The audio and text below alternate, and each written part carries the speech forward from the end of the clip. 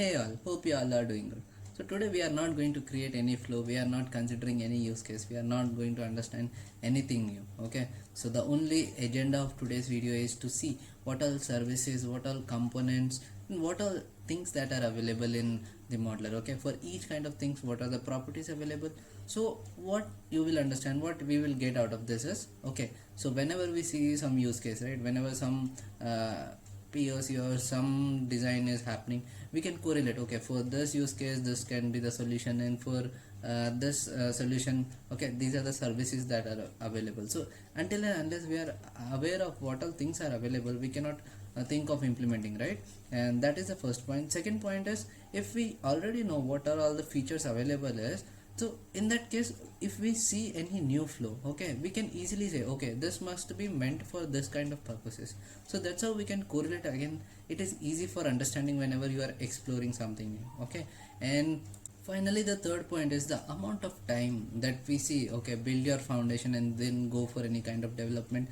Initially it might take some time, comparatively more than directly jumping onto the development, but compared to a long term, it is really good, because if you directly jump onto the building of some use cases, some workflow or something, and if you get any error in between, then you try to explore, you go to Stack Overflow, you go to Camunda forum. So that is good, that is fine, but intentionally without understanding anything and jumping onto that will definitely take more time when you try to create any flow. Okay, so today we are going to see what are all things, and with an empty workflow we are going to start. So it's not like I'm going to cover all the properties, so I'll try to cover maximum possible properties, and the version that I'm going to use is 4.1.1. so whatever the features are available, I'm going to consider, throw some light on that. If you are using upgraded version and you have some new features, and yeah, you can share about that as well. So let me share my workbook.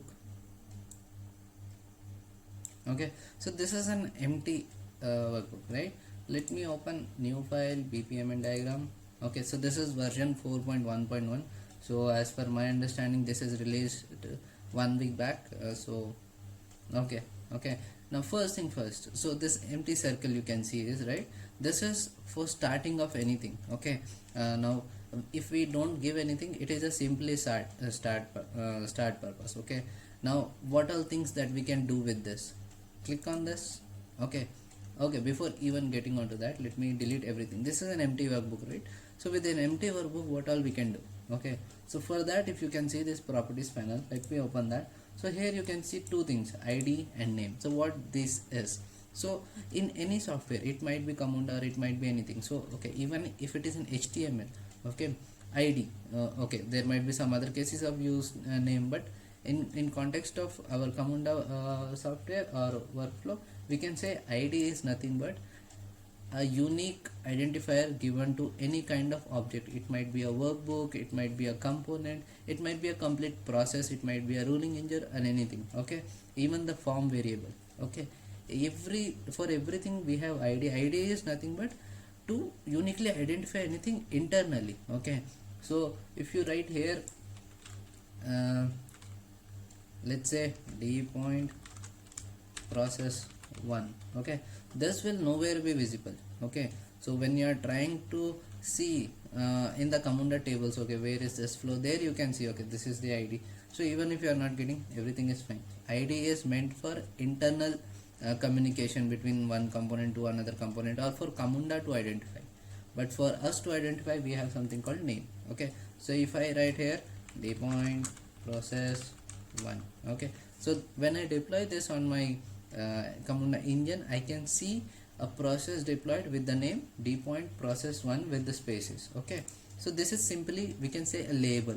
That's it. It has no logic. Okay, it is to identify for the end users, but identify ID is something that is used for Camunda to identify something. That's why if you write space in between, it will not consider. Okay, so it is a single word, like there is no naming convention. You can keep one naming convention and start that throughout the workflow. So it is recommended to have one common I can say the naming convention throughout the workflow, but yeah, the spaces and all will not be considered. And even it is a form, or even it is an ID, or it might be any ruling engines or anything. Okay, so name is something that is for our understanding, and that will be visible on the web page, but id is something to recognize any component. Okay, yeah, that's it. Now version tag. So if you have seen the previous videos, you will all get it, but otherwise it's fine. Let me tell you. So if you don't mention it, right, you are doing some changes or you are deploying it the first time. So when you are deploying it for the first time, it will be deployed with the version 1.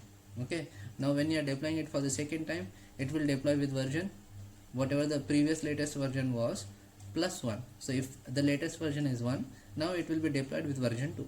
After 100th version, if you are deploying it again, it will be deployed with 101 version. But if there is a version 1 and if I am doing some changes and I am deploying it again, but my intention is that even when now it is deploying, it should be deployed with version 1. So in that case, I need to mention 1.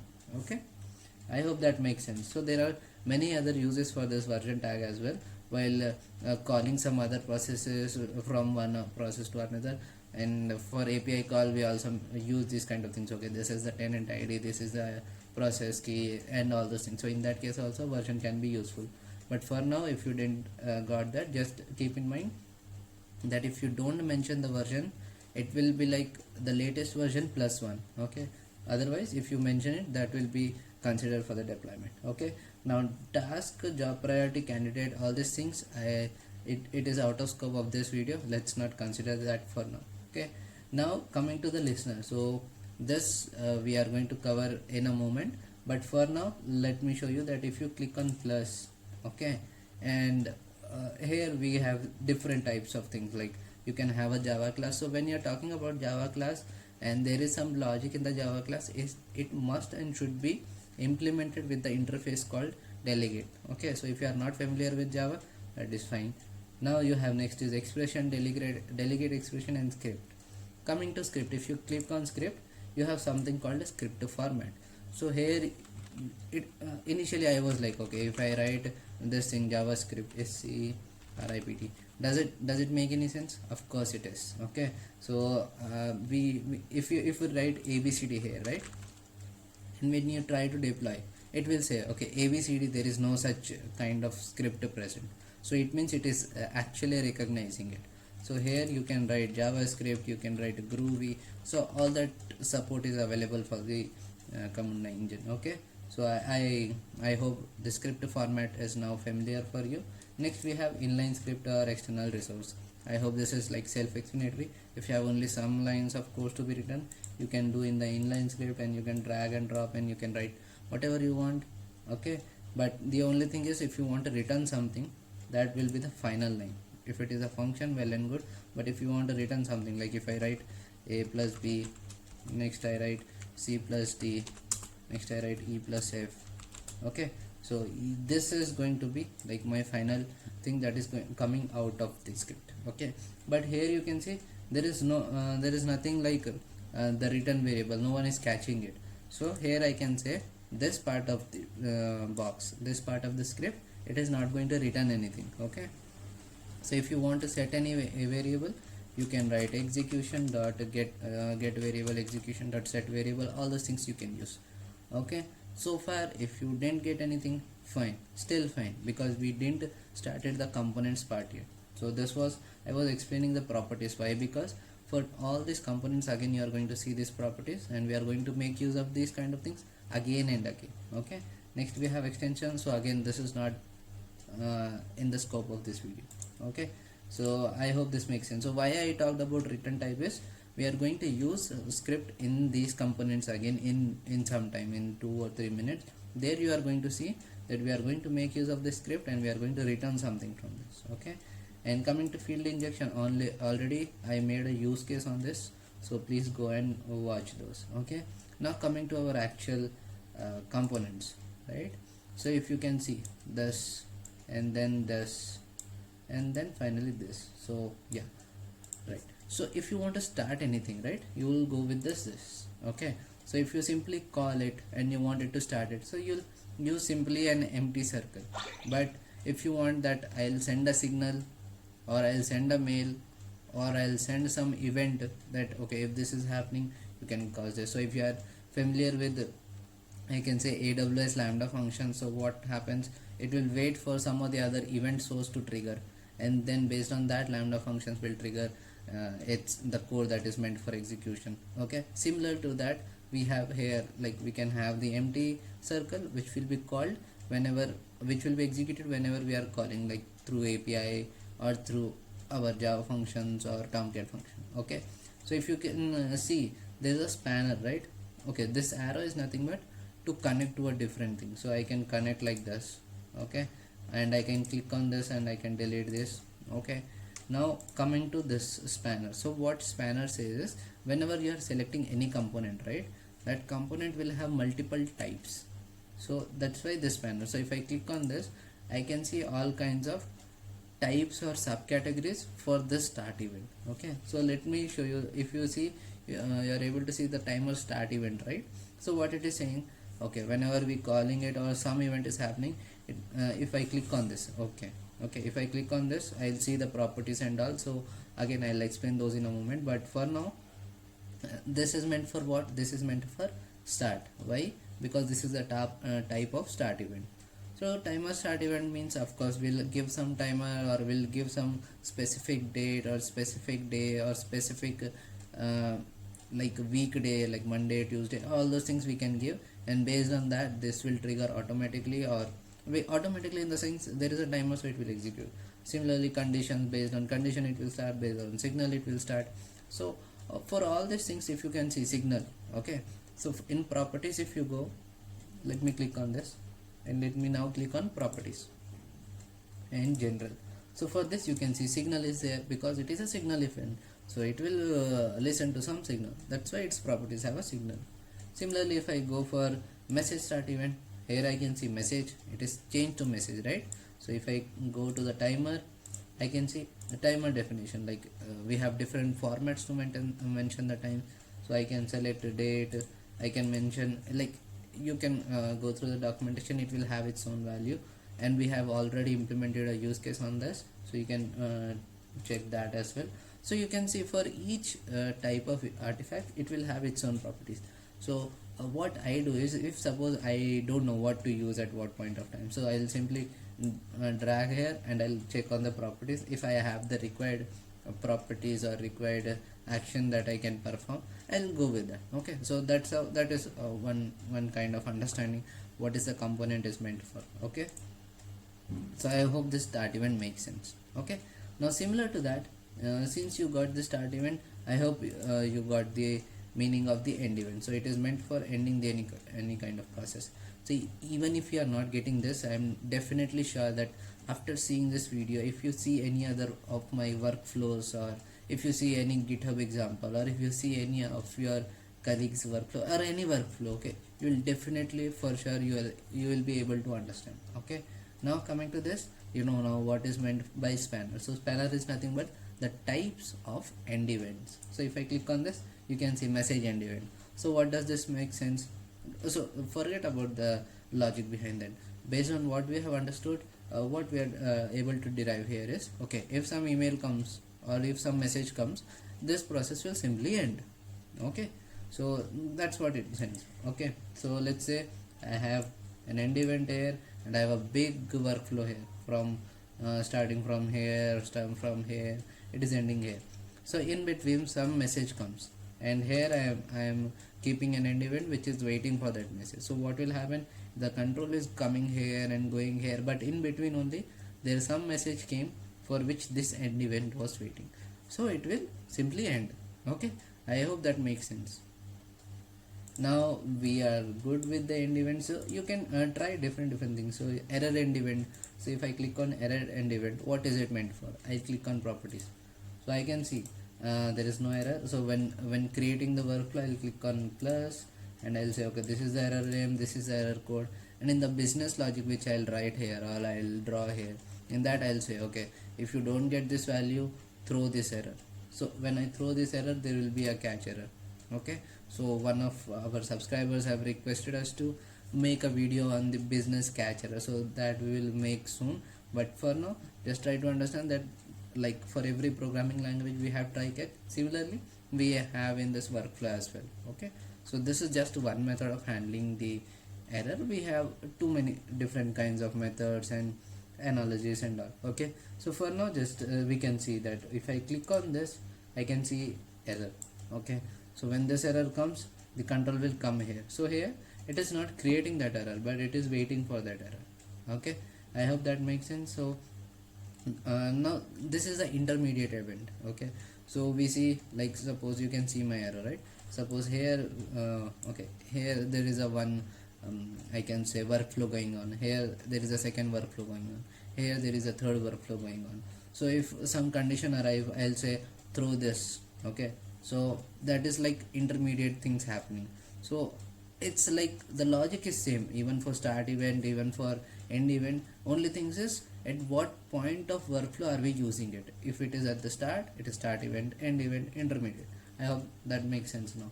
If I click on this, you know what the spanner means. It is showing the types of it. I can see message intermediate catch event, link intermediate catch event. So being frank, I have not used many of them because I didn't came across the requirement of this, but I know what is this meant for. So if you still want to explore, you can click on this and you can see what is the implementation. Okay, here it is implementation, here it is message. So it's like I can use it for multiple purposes. I can, like, whenever the control comes here, what I can do, this is the implementation. And when should the control come here? For that I can give what is the message that it should listen to. So again there is no message, I'll click on plus and here I'm going to give the messages. Okay, now based on this also we have created a use case. So again you can go through the playlist and you can find use case related to this component as well.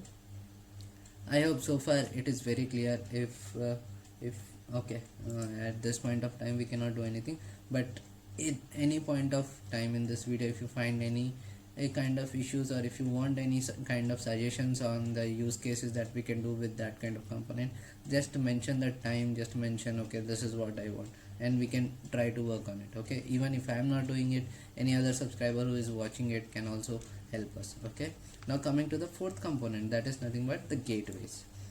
So on each kind of gateway I have made the use case, but as per the context of this video, what I can say, gateway is nothing but the decision. Okay, so this gateway will cover in a moment after understanding this. Okay, so this is nothing but a task. So if you keep it like this, okay, so this is where many of my mates I have seen gone into the error. So if you keep it as it is, it will deploy, there will be no parsing error, nothing. But when control comes to this, it doesn't know what is this. Okay, so you will simply get an error, not the compilation error, you will get the runtime error saying there might be possibility that we will get the error, otherwise the complete instance will be gone. Okay, so what happens when the control comes to end event is, the Camunda assumes, okay, the process is done, so the instance can be removed now. Similarly, when the control comes to here and it doesn't know what to do, so simply the process will end, that is, it will go to the history table of Camunda. Okay, so I would also recommend you so once try to see what are all the tables from which the Camunda is fetching all the BPMNs, or there are hundreds of tables. So if you want to go, you can see what are all things available. Okay, you can see the history table from the very beginning of the engine, what all things you have done. So once you do that, you will get more exposure. Okay, this is how the control is going and all. Okay, so this is a note point, that never deploy a workflow with this kind of task. This will deploy successfully, but when the control reaches this, your instance will be gone. So if you click on spanner, you can see there are multiple tasks. So the very basic thing that we do is the user task. Okay, now suppose I don't know anything, I'll click, I click on this. If I click on properties, I'll get the properties of what? I'll get the properties of this workbook. Why? I have not clicked on this. So I will click on this first, so you can see properties have changed. Now we'll see the properties of user task, then we'll go. This is the very basic task we use in any kind of workflow. So if you can see general, you know what is meant by ID, you know what is meant by name. Okay, now there is something called assignee. So when the control reaches to this user task, to which person should it be visible, or which person is meant to deal with this user task. User task is nothing but the task which has to be done by any person explicitly. Okay, so I can write any specific ID here or a specific name here, and again all this ID or all these users must be there in Camunda users database. Or if you go to the admin panel, like I have given a go through of the Camunda admin panel, cockpit panel, and task list panel. There we have seen how to create the users, how to create the groups. Okay, so you can write that assignee here. So here assignee is not only a person. Okay, here assignee can be a group as well. So if suppose, let me give an example, I have already given, but suppose you and I, we two people are in one group. So if I write that the group A, so it will be visible to you and me. So for both of us, this will be visible. This, the instance of this workflow, not the workflow, the instance of this workflow. So for both of us, this will be visible, and I claim it, okay, that I want to work on it, then it will not be visible because there is no use that I am also working on it, you are also working on it. So it is redundant and there will be a conflict if both of us will work. Okay, so even if there are 100 members in the group, for 100 of members it will be visible until and unless one person claims it that I want to work on that, then it will not be visible to all. So visible to you means what? That okay, all this list of services or tasks has to be done. So already one person from the group has taken, okay, I will do this task, then there is no sense in still making it visible to all the other users in the group. I hope it makes sense, right? Yeah. So in assignee you can either give a group or you can give a candidate. Okay, similarly candidate, user, candidate, group, and due date. So I hope these things make sense. Now due date is simple to that, similar to that of SLA, or I can say a kind of timer. So within the due date, if this is not happen, where to go, what to happen, again all those things we can configure. Okay, so I have also created a use case where I am considering the SLA based on timer, but that is one method. Here I can again consider due date to go back or do some other actions. Okay, so that was all about user task. Now coming to forms. So this form is again the property of what? It is a property of user task. Why? Because this, you can say as of now this is the selected, or I can say this is the active element. Okay, so if I go on form, so here you can see form key, right? So form key is nothing but any external form that I am creating, which I can refer to refer using the form key. So I have already again created a video on this as well. So form key, what I can say is, let's take an example of Spring Boot. So in resources I have created an HTML file for which the name is custom form 1. Okay, so here I will mention custom form 1. So that's how this will refer to that, and it will see what is the content of that HTML and it will show on the browser. Okay, so that's how now this, all this content will be visible when the control reaches to this task. Okay, we'll stick to the understanding of component and not the workflow. For the workflows we already have a number of use cases, so again I will stick to the components. Now if I don't want to create those custom forms, but I only want to focus on my logic and use a command forms, I will not mention form key, but I will create plus here. So if you can see, again the IDs and type. Okay, so let me tell you the type is nothing but data type, what kind of things I need to work on. Okay, so enum, again you can give, okay, if this is the if this is what selected from the list, this should be the value. Okay, this is not visible, let me put my webcam aside. Okay, so if this is what the value is, and then this should be, I mean if this is selected, this value should be considered. So that is what enum makes. Okay, yeah, let me get back my webcam. Okay, now this is all kinds of data types that is available to us. I hope that makes sense. ID is again the ID of the form attribute. Again the label is nothing but the name. So here, just like in general we have name of the task, if I click on this workbook, I have name of the workbook. If I click on this artifact, I can see the name of that artifact or that component. If I go to form, if I click on this, this is the label or name of that attribute. Okay, again I can give a default value, or I can use a dollar to get some other ID of some other attribute. Okay, again this I am going to the flow, so I'll stick to the component. I hope now all these forms things make sense. Now next, going to the listener, this we have discussed in the very beginning of this video when we clicked on the empty workbook, and we have seen what is listener meant for. Similarly, if I click on this, again I have listener. So when control comes to this, I have two types of listener. So this is very good. Okay, very like important feature I can say. So task listener and execution listener. So how I do execution and task listener is there is no difference. Okay, the only thing is task listener we used to, okay, we have the main business logic, we'll try to implement that business logic using execution listener. But task listener I'll use again, the control will be same, but for what things I will use task listener. Let me click on this and show you what it is, and then we'll try to see what it is meant for. If I click on plus, I can see I can mention a Java class for which I'll have my Java class written in a Spring Boot, or I can have expression, delegate expression.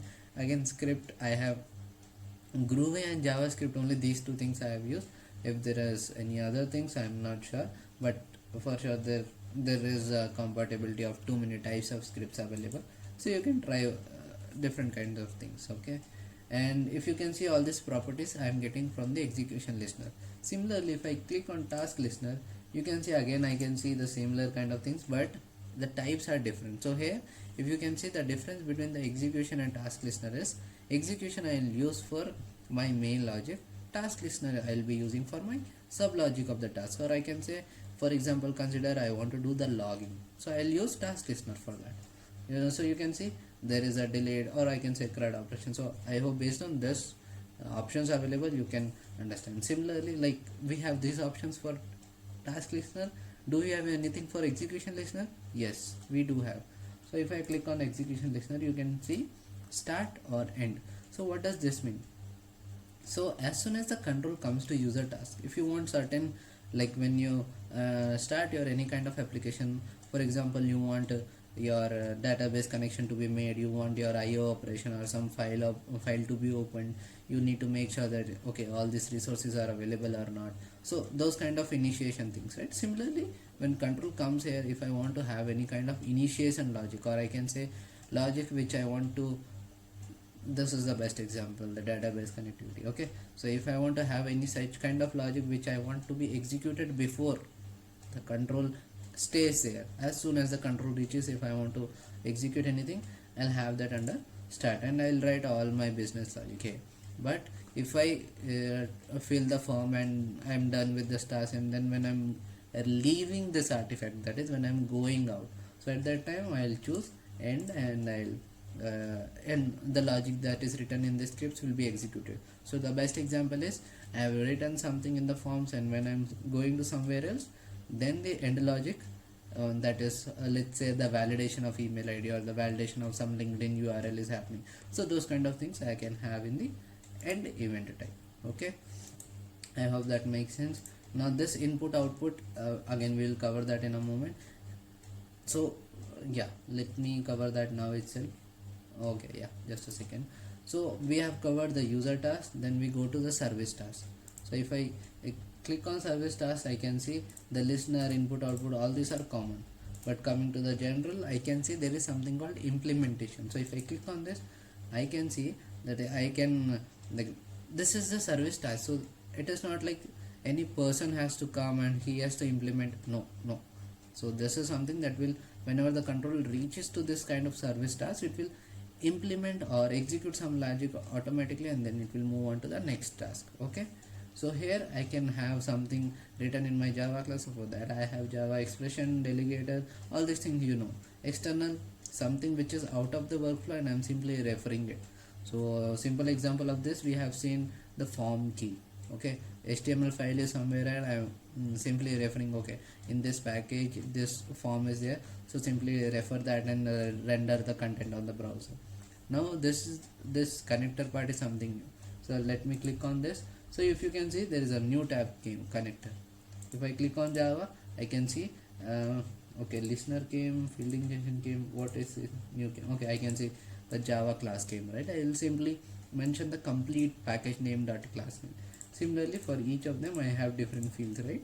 So similarly, when I click on connector, a new tab came. So this connector is meant for API calls, so it might be an HTTP connector or SOAP connector. Okay, so it's like the XML compatibility, JSON compatibility, and everything. So I'll have the input parameters like URL, text, payload, body, and any kind of authorization headers and any kind of a header. So all that I will mention here, and finally I'll get my response in something called this variable. So here this is a keyword to get the response. So what is that response? The dollar response. So on this connector we have like done many use cases in this playlist, so you can go through them and see what are all like how this response work and all. Again, I'll stick to the components part, and I hope this connector is good. Okay, so let's move on to the next. So you have seen send a task, receive task. So this is like explicitly meant for sending the mail or not, but I don't see any difference between the service task and this task. So like when as soon as okay, I can say like this: if I'm using service task to send mail, I will instead use this task to send mail, because even I can say diagrammatically it is showing that okay, this is meant only for sending mail, so why will I use the service task? So as soon as some external person sees this flow, he will simply get to know what is happening there. Okay, so as per my understanding, I see that's the only difference. Okay, so you can go through all of this now. The script task, so all of the properties that you have seen for this service task, like if service task is having 100 properties, this script task will have only 50 properties. Okay, so based on our requirement, we'll choose whether we want to go for the script task, service task, user task, what is it. Okay, coming to the next, what is it? Call activity. So this is okay. So before this, we want to understand business rule task.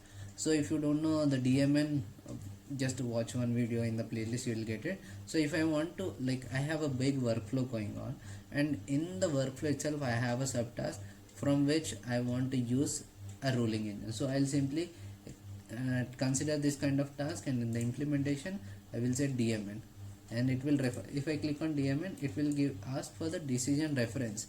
So decision reference is what it is, internally calling some other thing, right? So all for our kind of internal communication, what we have understood in the beginning of the video, that we will use ID for them. Okay, so when you create a ruling engine or DMN, you will get the ID as well. Okay, so let me show you: file, new file, DMN diagram. Okay, so this is the DMN diagram, right? This is my ruling engine. So edit DRD. So you can see the ID is here and the name is there. So this is the ID which I will use while writing the decision reference.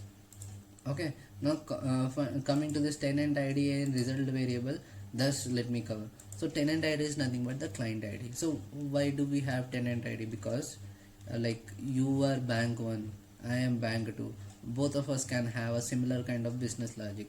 Only the thing is, you will have some different variable, I will have some different variable. So when this flow is calling a process, so both of us are having same name, everything.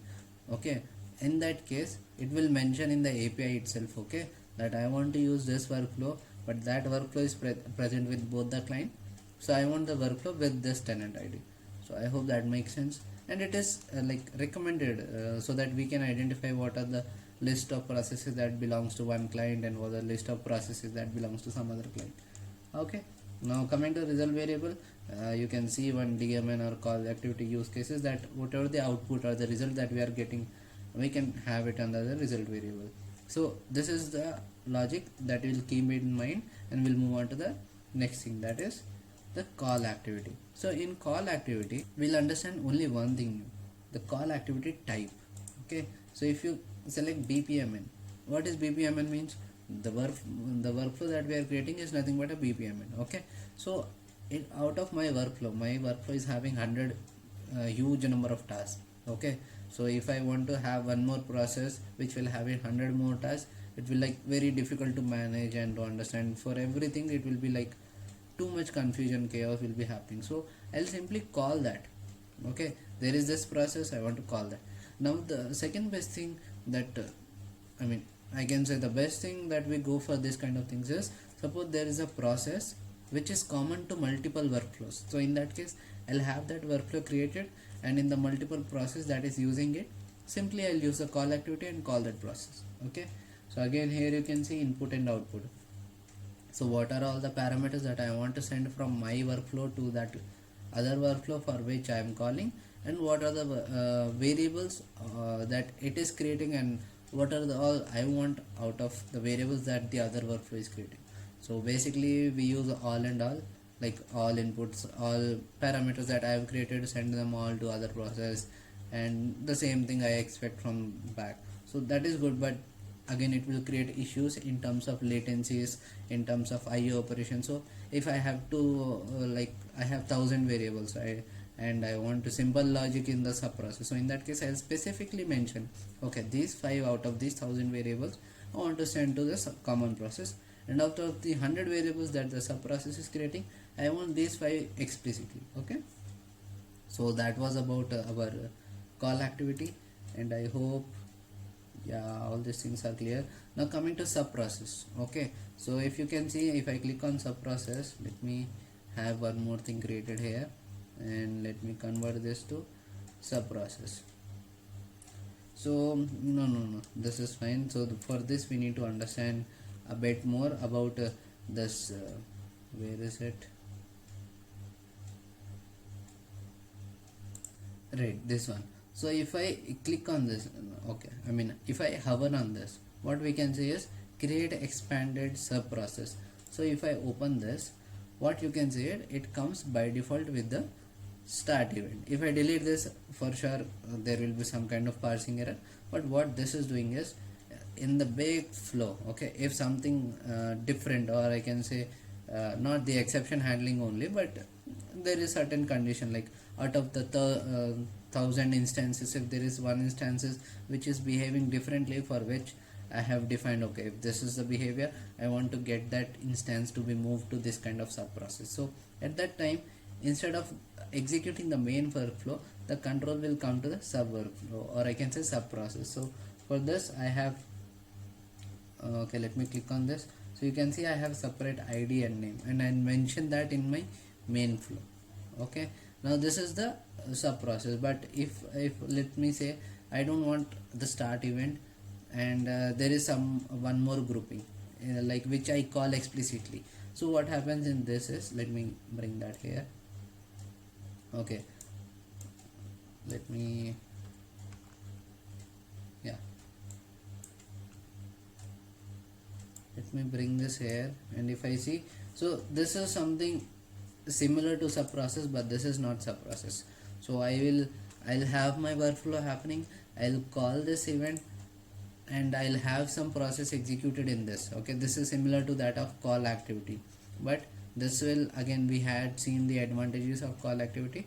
Those advantages, if not required, then we can have this kind of sub process. So when we want a group of things that is to be executed again and again within the workflow, we'll have this created in this, like what do we call this, create group. So we'll have some logic written, and in the same incident, or I can say in the same instance of a workflow, if I want to use a logic again and again and again, I cannot go on creating, I cannot just have the logic written again and again, right? So I'll have that in the group, and in the main workflow that is happening, I'll call this again and again and again. Okay, so this is like, okay, you can say I can have another flow created, and which I'll call using the activity type, right? Yeah, that we can do, but if that is only required for this workflow, then what is the use of call activity? Okay, so if you are not getting, if you are like losing the track, that is fine. So since you are listening to this, and when you will see the workflows, then you will be able to correlate. Okay, so in a one liner, what I can say about this create group is, when you want when you have a logic which is going to be repeated again and again in the same workflow, okay, and will not be required by any other workflow, so in that case we avoid call activity and we go for the create group part. Okay, and again, if you go to the listener, you know, okay, what is it meant for and what not. Okay, so here I can see, okay, this I have created. Oh, okay, so this kind of properties we definitely sometimes see. Okay, I have selected start event, why it is not coming. So I have not selected anything, and then in case I click on properties, I'll get the properties of workflow. Okay, so I have to click on this whatever artifact I want, and then its related properties I can see. Okay, I hope that makes sense. And finally, if you have a big workflow, you can of course zoom in, zoom out, but you have this kind of I can say blueprint, or what we call it as mini map. So if I click on this, I can see the complete workflow. You see, like even if I go kilometer downwards and I'll add one more diagram, even that I can see in a small pic. Okay, like just like we have it in graphs, right? So yeah, that's all for today. I will not add some more elements here. So after seeing this video, if you see any other workflows, definitely I'm sure that you will be able to correlate, you will be able to understand. So that's it for today. If you like my explanation, please do subscribe, click on notification bell, and share to people who really need this kind of knowledge, or who are interested in these things. Try to see what all use cases you can implement, and if you see any interesting things that you are expecting from me or from any other mates in our, I can say from subscribers, if they want to, if you ask, basically if you want anyone, any other people to implement any specific use case, please do mention that in the comment section. So overall, if you like this explanation, please do click on notification bell and subscribe it, and share to as many people as possible, and make best use of this lockdown. Stay home, stay safe. So that's it for today. Thank you.